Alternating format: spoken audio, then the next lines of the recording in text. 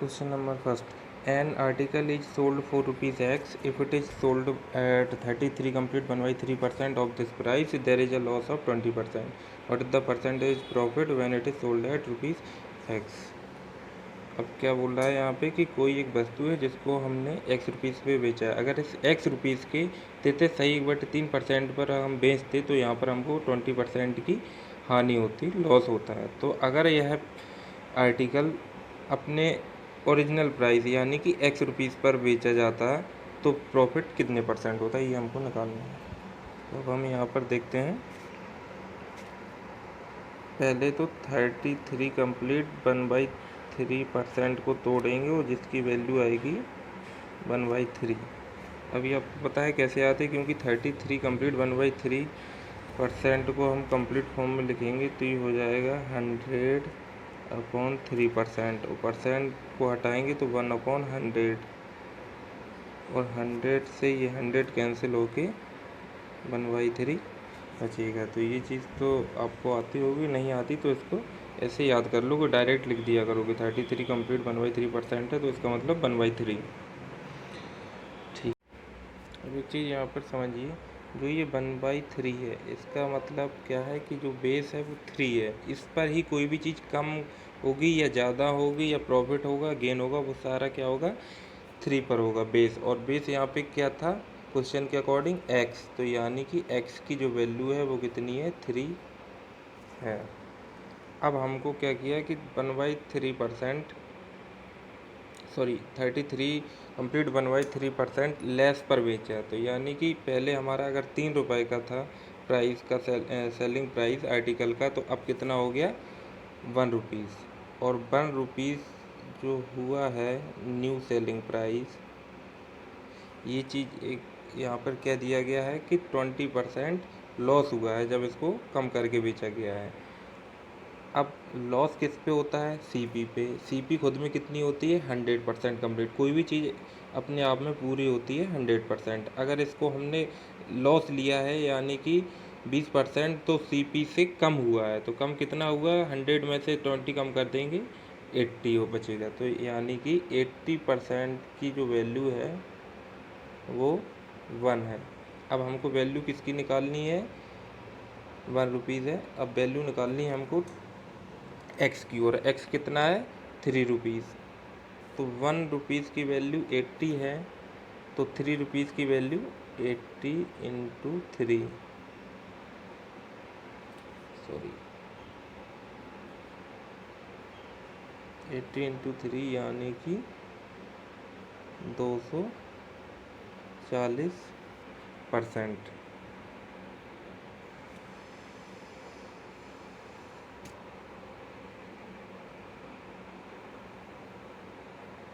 तो थोड़ा साइड में कर लेते हैं जिससे कि स्पेस मिल जाए हमको। अभी हमारा सेलिंग प्राइस कितना है 240%। अब सेलिंग प्राइस 240% का मतलब क्या हुआ कि सीपी खुद में कितनी होती है 100%, और इसको 240% सेलिंग प्राइस है तो यानी कि प्रॉफिट कितना हुआ 240 माइनस 100 करेंगे 140%। तो यही हमारा आंसर हो जाएगा कितना 140%। और ये की ऑप्शन नंबर ए में दिया गया है। अब हम नेक्स्ट क्वेश्चन पे चलते हैं। क्वेश्चन नंबर 2, इसमें क्या दिया गया है the market price of an article is ₹400 after allowing a discount of 20% on the market price a shopkeeper make a profit of ₹32 his gain percent is. अब यहाँ पर क्या बोला गया है कि एक शॉपकीपर है जिसने अपने किसी भी चीज़ पर डिस्काउंट दिया है। वो कितना दिया है 20%, और जिसका एमआरपी कितना है एमआरपी है 400 रुपीज़। ठीक है, एमआरपी 400 रुपीज़ हो गया। और 400 रुपीज़ खुद में कितना होता है एमआर कोई भी चीज़ अभी हमने पिछले क्वेश्चन में समझाई थी कि अपने आप में 100% होता है, तो ये क्या है पूरा 100% है। अब इसको बेचा गया है 20% डिस्काउंट देके, तो यानी कि कम करके, तो जो जो बेचा जाएगा वो पहले 100% MRP थी, अब ये MRP का 80% पे बेचा जाएगा, यानी कि 20% लेस करके बेचा गया। और 100% की वैल्यू है 400, तो 80% की वैल्यू कितनी हो जाएगी? जीरो से ये जीरो से जीरो कट जाएगा, तो 1 = 4 है, तो 8 = 24, और जीरो का जीरो लगा दिया, 240 रुपीज़। ये हो जाएगी 100%, सॉरी 80% की वैल्यू। और ये क्या है? Selling price. इसको थोड़ा छोटा कर लेते हैं।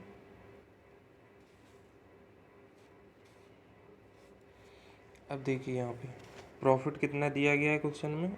प्रॉफिट दिया गया है ₹32, और सेलिंग प्राइस हमारी 240 निकल आई। तो कॉस्ट प्राइस यहाँ से हम निकालेंगे, कितना आएगा? 240 माइनस 32 इक्वल टू ₹288। ये हमारी आ गई CP। तो यहाँ पर चलिए यहाँ पे सॉल्व करते हैं।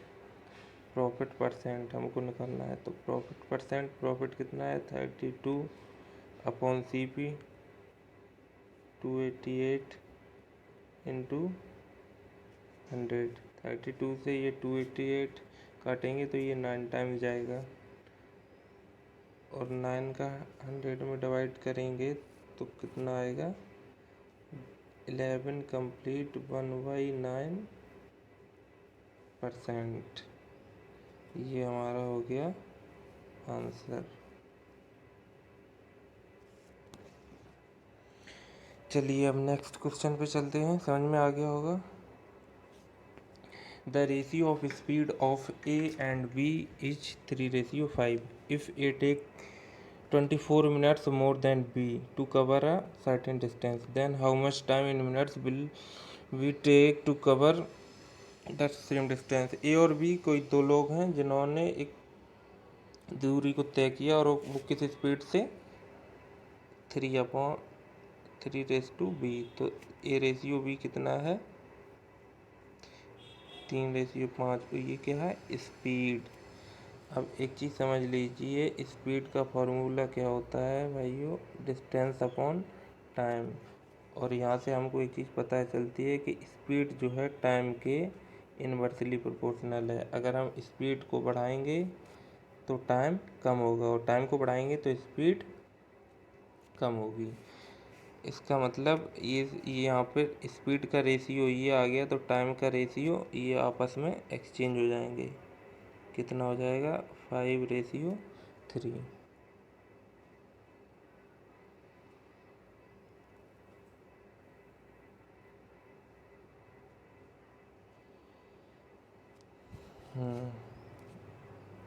इसको समझिए, स्पीड 5:3, तो सॉरी टाइम 5:3। अब यहाँ पे क्या है कि अगर ए ने 5 लिया टाइम, तो बी ने कितना लिया? 3, 2 यूनिट कम। और 2 यूनिट कम यहाँ पे कितना बोल रहा है कि 24 मिनट ए ने जो है वो टाइम ज़्यादा लिया बी से, और यहाँ पे हमारा 2 यूनिट आया था, तो 2 यूनिट की वैल्यू 24, तो 1 यूनिट की वैल्यू 12। और हमको कितना है? 3 यूनिट की वैल्यू निकालनी है ये चीज़, तो 3 यूनिट की वैल्यू कितनी हो जाएगी? 1 यूनिट की 12, तो 3 यूनिट की 36 मिनट। यही हमारा आंसर हो जाएगा, जो कि ऑप्शन नंबर बी सही है। अब चलिए नेक्स्ट क्वेश्चन पे चलते हैं। अब यहाँ पर दिया गया है x + y + z = 19 और x² + y² + z² = 133। Then the value of x² + y² + z³ - 3xyz निकालना है। अब एक चीज़ देखिए, यहाँ पर जो हमको फाइंड आउट करना है इसका एक फार्मूला होता है x³ + y³ + z³ - 3xyz का। तो उस फार्मूले से हम लगा सकते हैं इसको, लेकिन हम थोड़ा डिफरेंट वे में लगाते हैं इसको। कैसे? अब यहाँ पर देखिए कि वेरिएंट कितने हैं यहाँ पे क्वेश्चन में, 3, एक्स वाई और जेड। बट यहाँ पे जो हमको वैल्यू दी गई है, इक्वेशन बना के दी गई है, वो गिवन दो दो चीज़ की वैल्यू है, X plus Y plus Z की है और X square plus Y square plus Z square की है, यानी कि 2 इक्वेशन गिवन है और वेरिएंट 3 है। तो इसका मतलब कोई भी एक वेरिएंट को हम जीरो कर सकते हैं। अगर यहाँ पे एक ही इक्वेशन गिवन होती तो हम 2 वेरिएंट को जीरो कर सकते थे। मतलब जितने इक्वेशन है उतने ही वेरिएंट की वैल्यू हमको निकालनी होगी और अदर जो भी वेरिएंट है उनको हम जीरो कर सकते हैं। ठीक है, तो यहाँ पे हमने जेड को जीरो मान लिया, जेड इक्वल टू जीरो। अब जेड इक्वल टू जब जीरो हो गया तो फिर क्वेश्चन क्या बचा, X plus Y equal to 19 और X square plus Y square plus Z square equal to 133। और एक minute,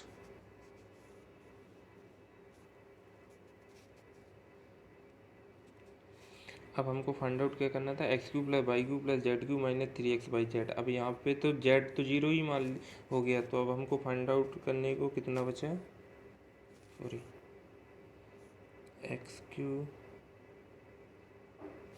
plus Y cube, z zero हो गया तो ख़त्म, और माइनस 3x बाई जेड में जेड है तो वो कट पट के जीरो, इसकी वैल्यू हमको फाइंड आउट करनी है।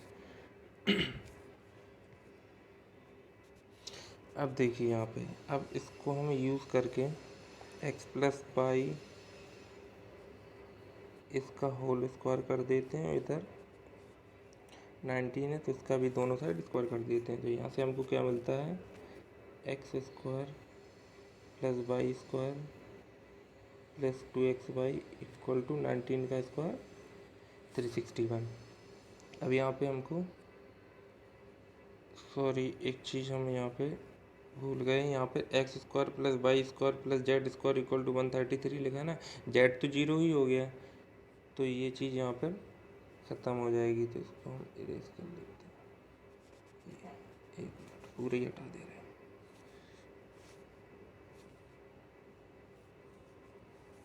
X square plus Y square की वैल्यू हो जाएगी 133। अब यहाँ पे हमको x square plus Y square की वैल्यू 133 रख देंगे और प्लस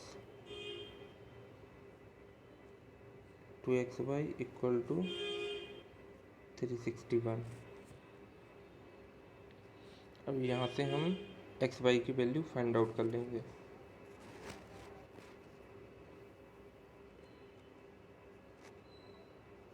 सॉरी क्या हो गया,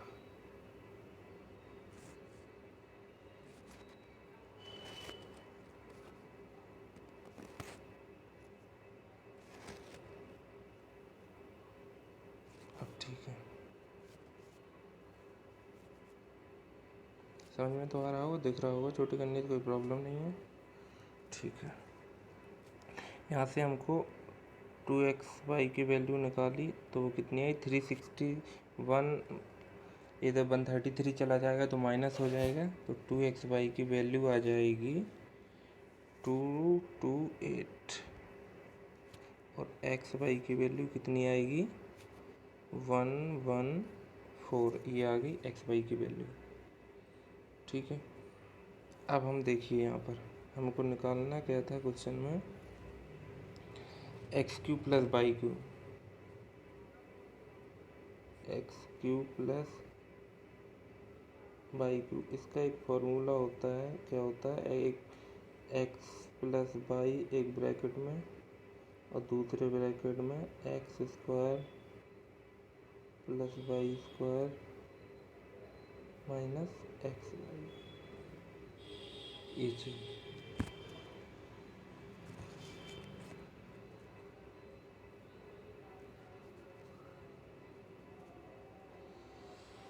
अब यहाँ पे सारी वैल्यू पुट कर दो, एक्स वाई की वैल्यू 11,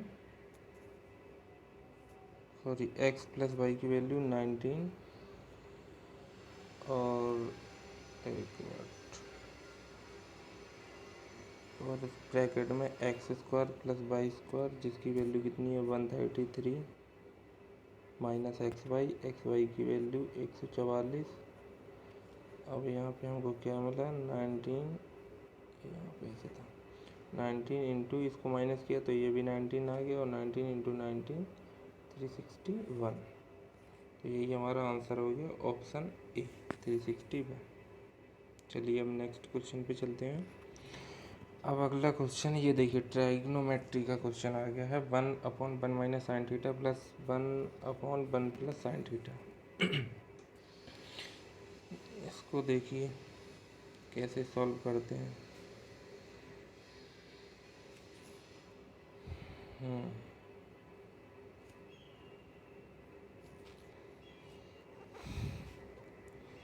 अभी यहाँ पर हम क्या करते हैं 1/sin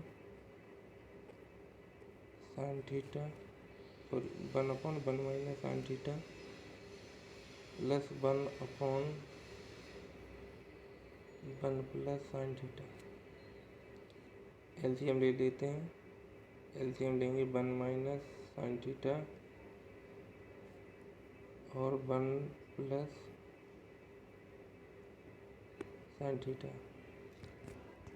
तो ऊपर क्या बचा 1 प्लस साइन थीटा यहाँ पे बचा और प्लस 1 माइनस साइन थीटा यहाँ पे बचा।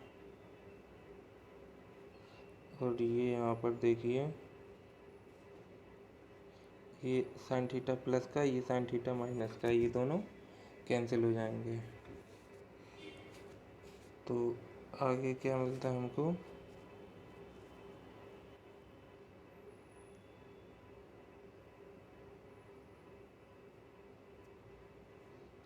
छोटा नहीं हो रहा है ये हो गया।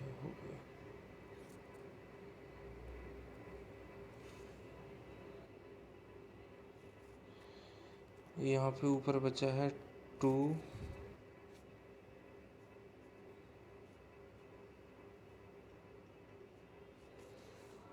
ऊपर कितना बचा है 2 और अपॉन में 1 माइनस साइन थीटा एक ब्रैकेट में दूसरे ब्रैकेट में 1 प्लस साइन थीटा। ये एक फार्मूला होता है एक ब्रैकेट में ए प्लस बी दूसरे ब्रैकेट में ए माइनस बी यानी कि ए स्क्वायर माइनस बी स्क्वायर का। तो ये इस फॉर्मेट में हो जाएगा 1 माइनस साइन स्क्वायर थीटा और 1 माइनस साइन स्क्वायर थीटा कितना होता है कॉस स्क्वायर थीटा।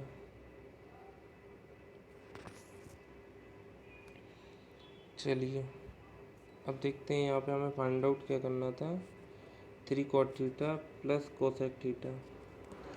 अच्छा हाँ एक चीज़ देखिए इसके यहाँ पर इक्वल टू में क्या दिया था 4 सेक थीटा। तो ये यहाँ पर हमारा क्या आ गया 4 सेक थीटा को लिखेंगे तो 4/cos थीटा। अब 2 से 4 कटा 2 टाइम्स और cos थीटा से ये इसका स्क्वायर हट गया तो हमें कितना मिला 1/cos थीटा इक्वल टू 2। और इसको हम कैसे लिख सकते हैं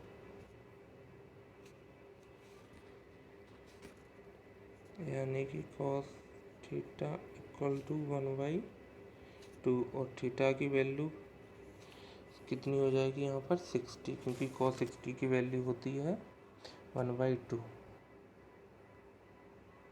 चलिए अब हमको यहाँ पे फाइंड आउट क्या करना था वो ले लीजिए। फाइंड आउट हमको करना था यहाँ पे 3 cot theta plus cosec theta. 3 cot theta plus cosec theta. अब 3 cot थीटा की वैल्यू 60 है तो cot 60 की 1/√3 प्लस कोसेक 60 की वैल्यू कितनी हो जाएगी 2/√3। अब यहाँ पे हम √3 एलसीएम ले लेते हैं तो 3 ऊपर इधर 2 क्या हो जाएगा 5/√3 या फिर इसी को हम क्या लिख सकते हैं 5√3/3 ये ऑप्शन ए। ऑप्शन ए जो है ना, ए वाला, ये सही है इसका। कैसे लिख सकते हैं ये भी देख लीजिए एक बार।